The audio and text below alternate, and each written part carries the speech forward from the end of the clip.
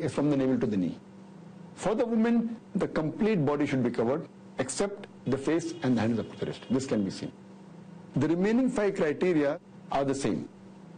Second criteria is clothes should not be transparent so that you can see through. Third is it should not be tight fitting so it reveals the figure. It's the same for the man and woman. But for the man, the extent is navel to the knee. For the woman, the complete body except the face and the hands up to the wrist. So if I'm wearing a transparent trouser, it is not allowed. If I'm wearing a skin-tight jeans which reveals my portion of the body from navel to the knee, it's not allowed. Third criteria, should not be tight-fitting. Fourth, it should not be very glamorous, so that attracts the opposite sex. Fifth, it should not resemble that of the opposite sex. Females can't wear clothes of males and males cannot wear clothes which are specifically mentioned for females.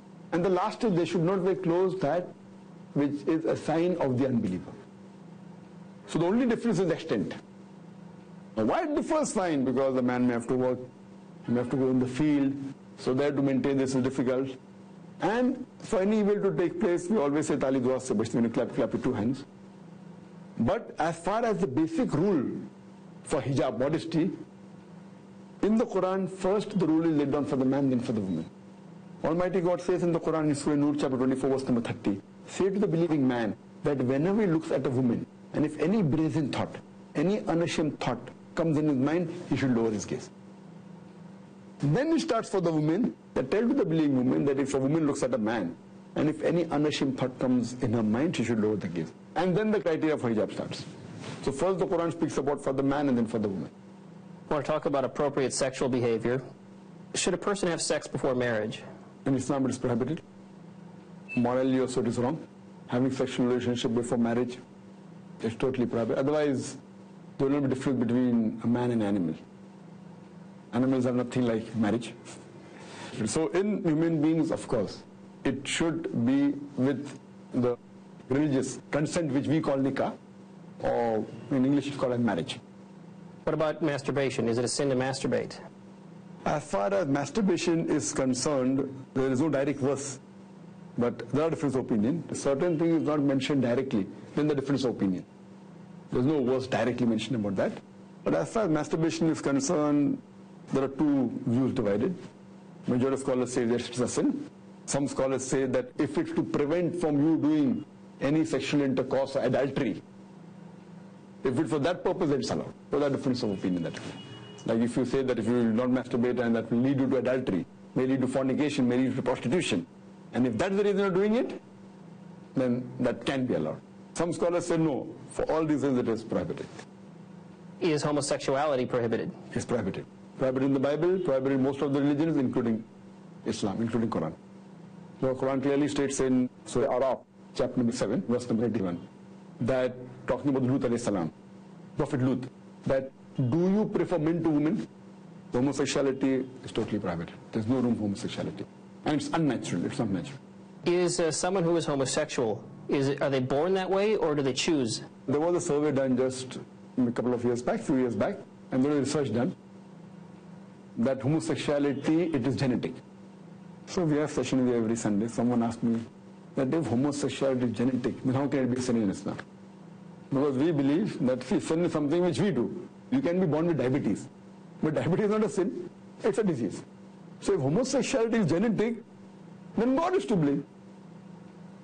I said that see, this is only a research, it's not a scientific fact.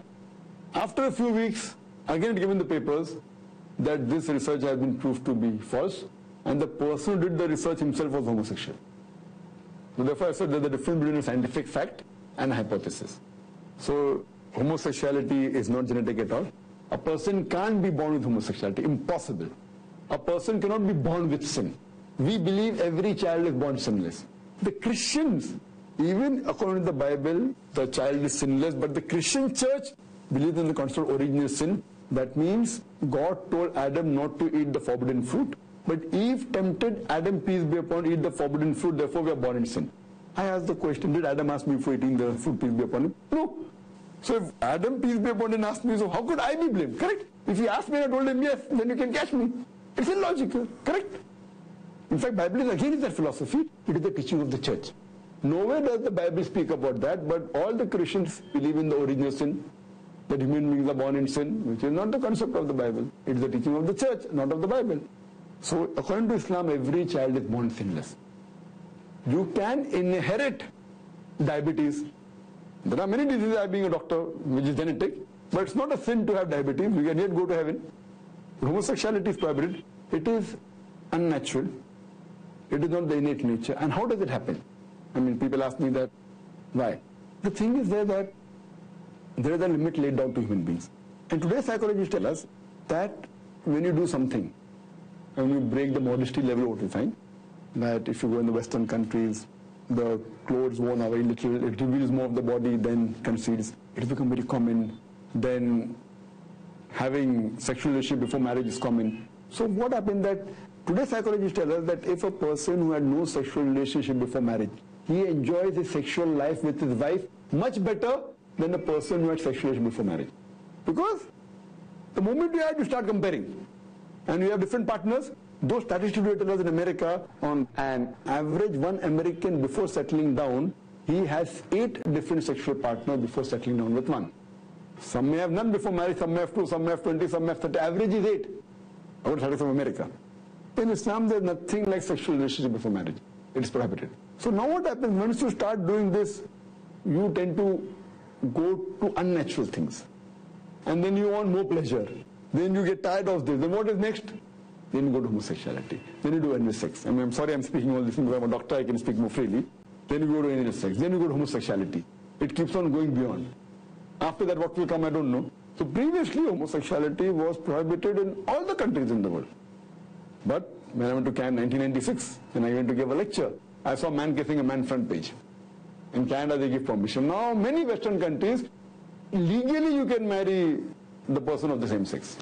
So homosexuality is mainly a development because you keep on getting fed up of the other things and you want more, and then you go to unnatural things. Sodomy is there, then all the bestiality and all these things that are there, all the unnatural sexual things which we learn in a medical college come because of all these things. So you cannot be born, if you're born a diabetic, it's not a sin. Not a sin? What about a schizophrenic who's born, someone's born with that tendency to be schizophrenic, and they kill someone or they sin? Are they held responsible? Yes. In Islam, if a person does anything unconsciously or does in a state of mind in which he had no control, he is forgiven. So a person who is a psychic or has a mental disability and does anything, that thing is forgiven. He will only be tested on things which he had control of himself. That is the reason if a young child dies at the age of 2, he goes to heaven, irrespective whether he is born to a Christian family or a Hindu family. He may have done idol worship also, because he is not responsible. He is a child of the age of 2. He may have done idol worship. He is not responsible. The moment you get matured, you have control of your senses, you can differentiate, then you are responsible. What age is that? That may differ. Therefore, maturity may differ. It may be 14, 15, 16, may change. But if a person is born mental retardation, he may be 40 and he may be living like a child of 2. Whatever he does is forgiven if he is mentally retarded.